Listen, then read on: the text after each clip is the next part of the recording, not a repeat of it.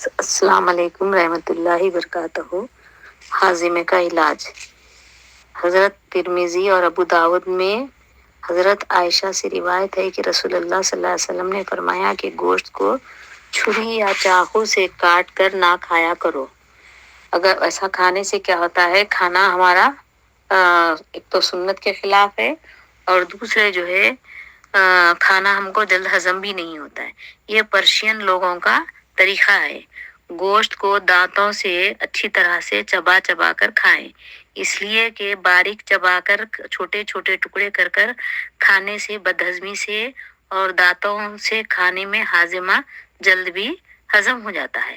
ورنہ گوشت اگر ویسے ہی موٹا موٹا ہم نگل جائیں چاقو سے کتر کے کاٹ کے، تو اس سے جو ہے نا ہمارے پیٹ میں تکلیف ہوتی ہے اور ہاضمے میں خرابی پیدا ہوتی ہے۔ اس ویڈیو کو لائک اور شیئر کیجیے اور سبسکرائب کیجیے۔